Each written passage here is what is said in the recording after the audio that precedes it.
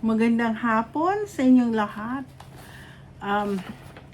Katatapos ko lang tapusin isang kliyente ko na 1 hour ang kanilang appointment pero natapos ko ng 30 minutes. So anyway, sabi ko, wala na po akong magawang vlog ngayon kasi masyado akong busy.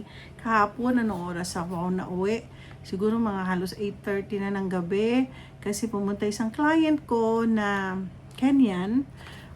Kailangan namin tumawag sa Kenya, kaya lang gabi na yon, madaling araw. Siyempre, hindi tulog. Banker pang tatawagan namin. So, hindi kami natuloy. So, gumawa na lang ako ng letter. In-explain ko yung kailangan explain sa bangko tungkol sa mga exemption ng mga negosyo dito. Yung talagang, bakit namin, ba't maliit yung income nung may-ari. So, anyway, kasi nga, yun na, tutulungan ko tong kliyente ko kasi nag-put up siya ng hotel sa Kenya. So, oh my gosh, baka mapunta ako sa Kenya ng August. So, yun nga po. Pagod na pagod po ako. Tapos at saka pagdating ko ng bahay, meron po, hindi ho ba niya, nakita niyo po yung asawa ko po ay na-operahan siya last week regarding do sa kanyang battery, yung deep brain stimulation. Ito po ang deep brain stimulation. Isa po siyang operahan ka, bubuksan ka dito, tapos may lalagyan na battery. Kasi po yun ang nagko-control ng tremors. Di ho ba yung mga Parkinson, madalas, grabe. Kahapon, 2 days na po, na sinubukan namin ilagay yung battery. May battery, kasi bagong method siya. Kasi nung last 2 years, wala naman problema. Ngayon, pinalitan yung battery. So, ang gagawin niya is, i-recharge namin yung battery every night. Tapos, siya, para bang, dito pala siya. Para bang nagre-recharge ng battery sa loob at saka yung recharger. So, anyway, hindi ho namin alam pa paano gawin. So frustrated, umiiyak na po ako kasi parang sandali lang po, nagmukhang kawawa po yung asawa ko. Hindi ko maisip talaga na he was a very strong man, tapos nung nagkaroon siya ng Parkinson, though he still think, very pa rin siya. Kaya lang, ang tanging lang niya talaga, hindi siya makapagsalita kapag meron siyang tremors. Hindi siya, nahihirapan siya. So, with that DBS, deep brain stimulation, hindi lang malesen ng tremors niya, at the same time, makakaisip siya ng, he can work, he can be normal. Though, syempre, may symptoms pa rin ng Parkinson. Alam niyo po, nung nagpunta po ako sa seminar, convention ng mga may Parkinson, may mga tao dun talagang may Parkinson daw sila, pero I don't see them having a Parkinson. Yung pala, nagta-triathlon sila sa exercise. So ngayon, kailangan ko po talaga ma-encourage ang asawa ko na ako kahit masakit ang tuhod ko, gagawin ko, maglakad kami dalawa. Pero ngayon, kanina nag-usap kami, alam mo, kanina talaga, magkatabi po kami habang hinihintay namin yung doktor. Hindi ko pumasok kanina umaga kasi I have to be with him. Hinintay ko tawag ng doktor kung paano namin gawin yung machine. So, nangihinayang po ako sa umaga. Mabuti naman iniwan nila yung papers nila. So, ngayon pumasok ako ngayon 1 o'clock hanggang 8 o'clock. So, alam niyo po, sa totoo lang, naiiyak ako talaga. Kaya nga nung sinabi sa akin asawa ko nung habang busy ako since yesterday, talaga inasikaso ko siya. Hinayaan din niya po ako natulog ng 10 o'clock kagabi. At nakagising naman ako ng maganda. Ang gising ko, kaya lang, ewan ko bakit biglang pagpagod ako, parang gusto ko muna matulog. So, hinayaan na rin niya ako matulog kasi kailangan ko talaga ng tulog. Pero, ano sabi niya sa akin kanina? Don't leave me. Alam, naiyak ako. Kasi nakita niya pati pag-iinom niya ng tubig. Kailangan ko talaga lagyan siya ng tubig kasi talagang nagkaganon siya. Tapos kailangan niya yung kamay niya dito sa table para hindi siya hindi po siya mag-tremor. Ay, naiyak ako nung sinabi niya, don't leave me. Sabi ko, I can't leave you because I really have to work. But I called, yung pamangkin ko, nandito sa akin ngayon, nagbabakasyon. Sabi ko, samahan mo muna Tito Lance mo. Kung kailangan ng tito mo, minom ng tubig, lagyan mo yung tubig. Parang caregiver na ginagawa niya. So alam mo, ganun pala talaga pag may sakit. Alam niyo, nung isang araw, sabi ko, Lord, hindi ako magko-complain. Lord, binigyan niyo sa akin asawa ko. Alam ko, Lord, may plano kayo sa akin. Kaya sabi ko, Lord, kung ano man ang nangyayari po sa akin ngayon, kayo nakakaalam. Yung first prayer ko na ikwento ko na sa live ko, right? Na absuelto ko, nanalo ang case ko, na dahil sa Panginoon. Ngayon naman ang second prayer ko, ang asawa ko na yung kanyang Parkinson.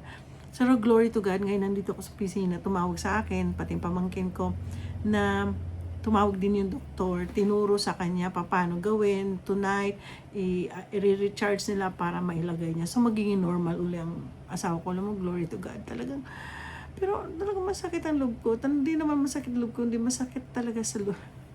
Makitingnan siya, makikita yung asawa niyo na naghihirap. Nahihirapan ako, pwedeng ako na lang gumanon. So anyway, kaya nga po, sabi ko lang, ito nga meron po ako dito, binabasa yung adoring God. I just adore God for. God is the only one that I can relay everything. O nga pala, kahapon din, may nangyari. May maraming tatanong po sa akin, bakit ko dinilit yung isang vlog ko na malaking views ko malaki ng views ko. Tapos napansin ko nga pala, may nakapansin na taga dito po, na isa kong kliyente, tumawag kay Myla na bakit ganon? Yung para daw ma-jeopardize ko yung kasi yung pala doon sa isa ko parang nakikita yung yung ginagawa kong trabaho, yung dapat hindi. Actually alam ko yan. Huwag kayong mag-alala sa taong nagtumawag kay magpapasalamat naman ako sa iyo kasi kung hindi ko mapansin. So pinaalis ko. Kaya meron akong ganun ni-reissue, so natanggal na ho yun. Pero rest assured na protektado ko mga kliyente ko. Hindi ko binubuyang-yang or I don't show their social security. Nakatago po ang social security. Hindi, kaya kung ano nga, pwede ko mga ako mag-try. Yung nga, last four digits, Ang ko lang, gaya minsan, during the pandemic, nanakawan po kami. Hindi lang po ako, ito hanggang doon sa engineering department. Engineering company. Ilan ba? Ito katabi namin, nasa baba pa ho ko. Therapist yun, tapos pitong room. 7 doors. Pinasukan. Ang una-una kong tinanong sa aking mga staff na nag-open, ang server ay nandito secured.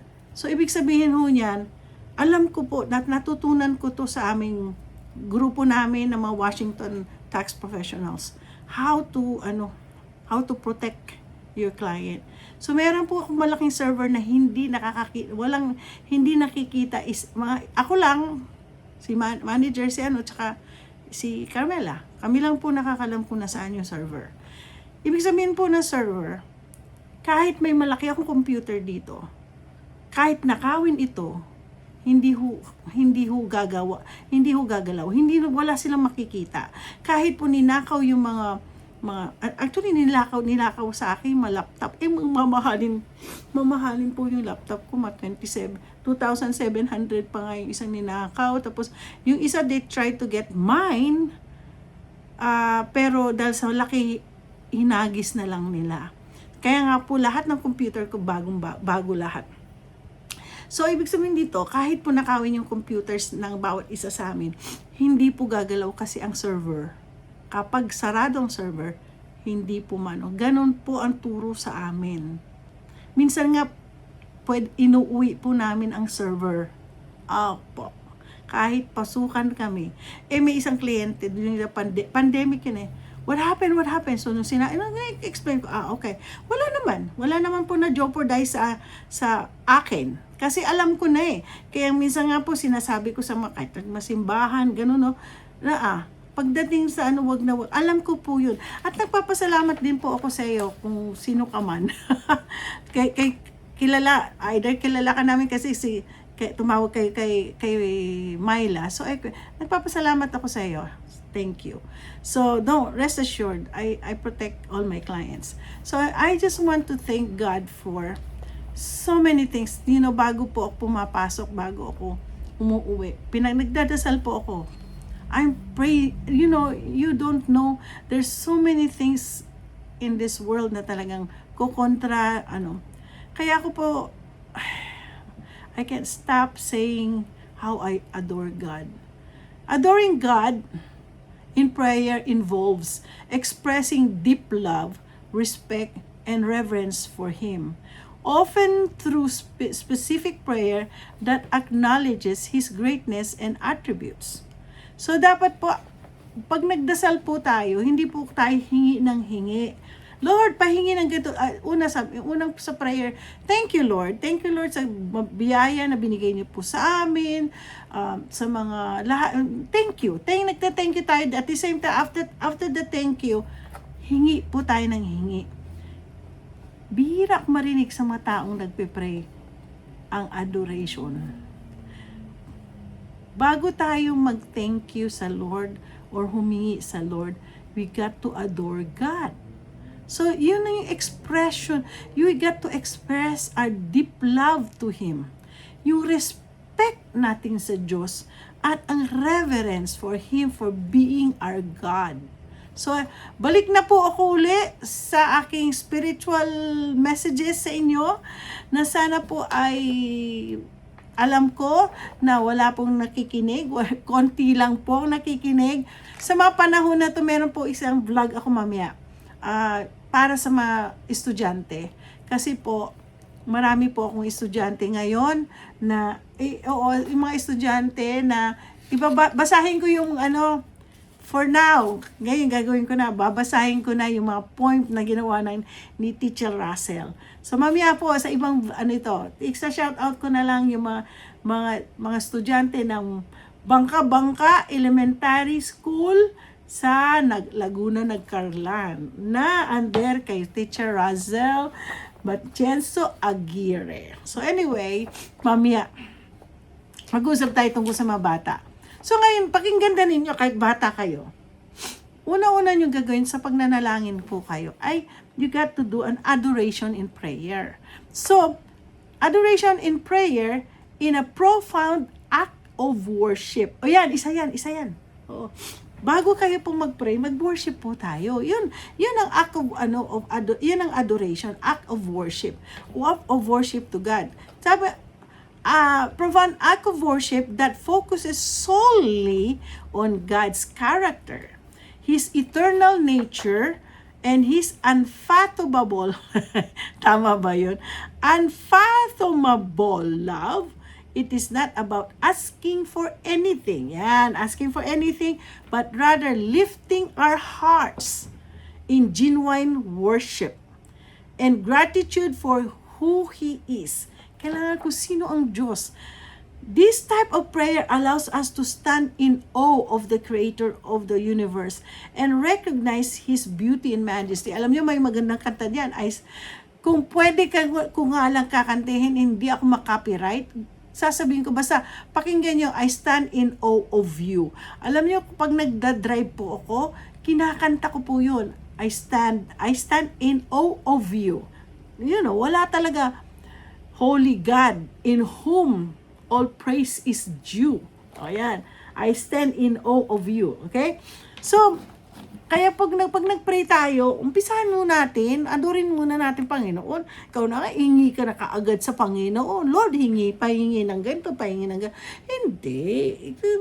Kailangan alamin niyo muna ang inyong Diyos. Kaya kung gusto niyo ng answered prayer. So, ang dami po akong sa inyo,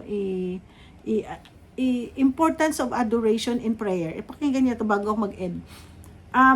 Adoration prayer is essential because it shifts our focus from our personal concern to the glory of God.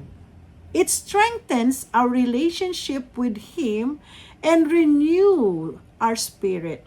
By adoring God, we affirm that His love is greater than anything else and that His actions are perfect and just. This form of worship helps us grow closer to Him and remind us His presence in every part of our lives. So, yun nga po, ako po yung mag-e-end dito. Ang dami po talaga. Gusto ko talaga ibigyan kayo ng mga example. Siguro later on, pag inano ko yung mga estudyante, kasi I will talk more about the children and alam niyo may bago na po akong portion. Iko-content ko po. Kasi marami na po akong mga subscriber na mga estudyante dito na minsan gagawa sila na ayan tama si Razel, gawa sila na sulat. May mga sulat kasi po ako na anong masasabi ko so growing up as a teenager. Yun ang gusto nila malaman. Kasi, growing up, I grew up as a teenager too. But, ibang klase po ako. So, watch out nyo na lang po yan. And maraming salamat. Bumalik na po ako sa aking inspirational messages. Kasi talagang wala po akong time siguro sa Sunday, sa Super Bowl. Pero hindi pwede. Hindi ko pwede ipakita yung Super Bowl. Siguro yung mga reaction na lang ng mukha ng mga nanonood. So, ilalagay ko po yan. Either pwede ko pag i-live, anyway. So, salamat po. And I hope we start again this year, 2026, with a good and great answered prayer from God. Kung gusto nyo talaga sagot ang mga prayer nyo sa Panginoon, you got to adore God first. Okay? So anyway, God bless you all. Don't forget to like and subscribe and share. Share this word. Kasi alam ko marami pong taong gustong malaman kung paano manalangin ng Kung kayo nanonood ng akin live, narinig niyo yung pinakamahirap na prayer na ginawa ko 2 years ago, but God gave me an answered prayer. So anyway, God bless you all, and I hope to see you again. Don't forget to like and subscribe.